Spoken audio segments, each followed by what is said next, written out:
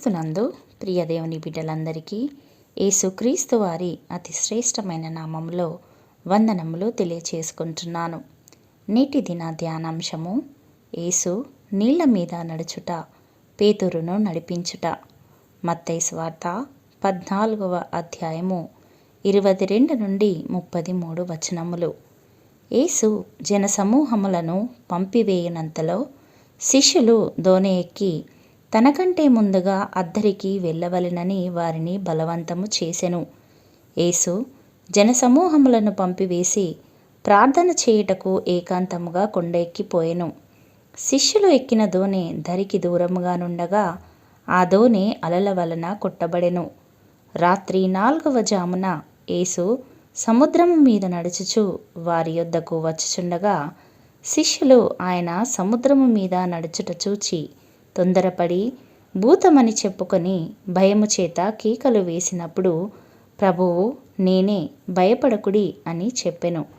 అప్పుడు పేతురు, ప్రభువా నీవే అయితే నీటి మీద నడిచి నీ యొద్దకు వచ్చుటకు నాకు సెలవిమ్ము అని అడిగి ఆయన రమ్మనగానే దోణి దిగి నీళ్ల మీద నడిచెను. కానీ గాలిని చూచి భయపడి మునిగిపోతుండగా, ప్రభువా నన్ను రక్షించుము అని కేకలు వేసెను. అప్పుడు యేసు చేయి చాపి అతని పట్టుకొని, అల్ప విశ్వాసి, ఎందుకు సందేహపడితివి అని చెప్పి దోణి ఎక్కగానే గాలి అణిగెను. అప్పుడు దోణిలో ఉన్నవారు, నిజముగా నీవు దేవుని కుమారుడవని చెప్పి ఆయనకు మ్రొక్కెను. ప్రియులారా, ఇటు లేఖన భాగములో ప్రభువు మనకు నేర్పుతున్నటువంటి ఆత్మీయ పాఠములు ఏమనగా, మొదటగా మనిషి నీటి మీద నడవడము సాధ్యమా? అవును ప్రియులారా, ప్రభువు దేవుడు కాబట్టి నీటి మీద నడిచాడు. అయితే రక్తమాంసములు గల మనుషులు నీటి మీద నడవడము సాధ్యము కాదు. అలా అయితే పేతురు నీటి మీద నడవడము ఎలా సాధ్యమైంది?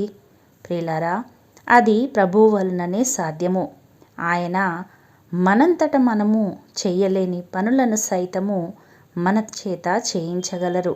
అట్టి సామర్థ్యము దేవుని వలననే కలిగినది. పేతురుకు నీటి మీద నడవగలిగే సామర్థ్యము ప్రభువు వలననే కలిగినది. నేటి దినాన అనేకులు తమకున్న శక్తి సామర్థ్యాలను, తలాంతులను బట్టి అతిశయించువారుగా ఉంటున్నారు. అయితే అట్టి సామర్థ్యము దేవుడిచ్చినదే అనే గ్రహింపు మనము కలిగి ఉండాలి. రెండవదిగా అలల చేత కొట్టబడిన దోణి. శిష్యులు ప్రభువు మాటకు లోబడి దోణిలో వెళ్ళినప్పుడు సముద్రములో తుఫాను చెలరేగింది. దోణి అలల చేత కొట్టబడింది. ప్రియులారా, మన జీవితాలలో మనము కూడా వాక్యానుసారమైన జీవితాన్ని జీవిస్తున్నప్పటికీ శోధనలు, శ్రమలు మనలను వెంటాడుతుంటాయి. లోకంలో ఉన్న వారి కంటే లోకం నుండి ప్రత్యేకింపబడి దేవుని మాటకు లోబడి జీవించే వారికే శ్రమలు ఎక్కువ. అయితే ఆ శ్రమలలో ప్రభువు వారికి తోడుగా ఉంటాడు. ఆ శ్రమలలో సైతము సమాధానము ఉంటుంది. ప్రియులారా, వాక్యానుసారముగా జీవించినప్పటికీ నాకీ శ్రమలెందుకు అని కృంగిపోతున్నావేమో. ప్రభువు నీతోనే ఉన్నాడనే విషయము మాత్రము విస్మరించొద్దు. తగిన కాలమందు ఆయన తప్పక నిన్ను విడిపించి గొప్ప చేస్తాడు. మూడవదిగా శోధన సమయంలో ప్రత్యక్షమైన ప్రభువు. యేసు ప్రభువు శిష్యులు నావలో ప్రయాణిస్తున్నప్పుడు అది గాలి చేత కొట్టుకొనిపోతుండగా వారిని ఎవరు రక్షింపలేని సమయములో ప్రభువు వారిని సమీపించాడు. ప్రియులారా, మన జీవితాలలో మన చుట్టూ అంధకారము అలుముకున్నప్పుడు, అన్ని మార్గాలు మూసుకుపోయాయి అనుకున్నప్పుడు మనము ఊహించని రీతిలో ప్రభువు తన ప్రత్యక్షతను మనకు కనపరుస్తాడు. నాలుగవదిగా పేతురు నీటి మీద నడుచుట. యేసు ప్రభువు రమ్మన్నప్పుడు పేతురు నీటి మీద నడుస్తున్నాడు. కానీ ఆయన దృష్టి మాత్రము యేసయ్య మీదే ఉంది కాబట్టి యేసయ్య వలనే నడవగలుగుతున్నాడు. ఈలోపు గాలి వీచడము మొదలవ్వగానే పేతురు దృష్టి గాలి వైపుకు మళ్ళినది. నీటిలో మునిగిపోతూ రక్షించు ప్రభువా అని కేకలు వేస్తున్నాడు. ప్రియులారా, గాలి లోకానికి సూచనగా ఉంది.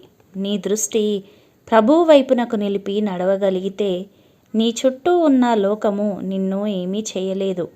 ఒకవేళ నీ దృష్టి లోకం వైపు మళ్ళిందంటే పాపంలో కూరుకుపోయి ప్రాణాలు కోల్పోవలసిందే.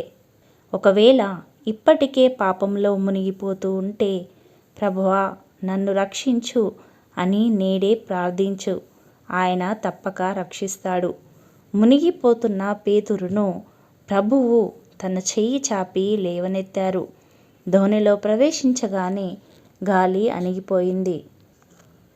ప్రియులారా, నేడే ఆయన శరణు వేడితే ఆయన మనలను రక్షించు గొప్ప దేవుడు. మనలను లేవనెత్తువాడు ఆయనే. కాబట్టి దేవుని ప్రార్థించుదాము, ఆయనను విశ్వసిద్దాము, రక్షణను పొందుకుందాము. అట్టి కృప ధన్యత దేవుడు మనకు అనుగ్రహించునుగాక. ఆమెన్. ప్రార్థించుకుందాము. పరిశుద్ధుడా, పరలోకమందున్న మా దేవా, నిత్యుడగు తండ్రి, సమాధానానికి అధిపతి అయిన మా దేవా, మీకు వందనములు. ఈ దినమున చక్కటి వాక్యము ద్వారా మాతో మాటలాడి మా జీవితాలలో నెమ్మది కలగచేసినందుకు మీకు స్తోత్రములు. ప్రభువా, యథార్థ హృదయముతో మా పాపములను ఒప్పుకొని మా హృదయములోనికి మిమ్ములను ఆహ్వానించి మిమ్ములను కలిగి ఉండి ప్రతి శోధనను జయించే కృపను మాకు దయచేయమని యేసయ్య పరిశుద్ధ నామములో ప్రార్థించి వేడుకొనుచున్నాము పరమ తండ్రి. ఆమెన్.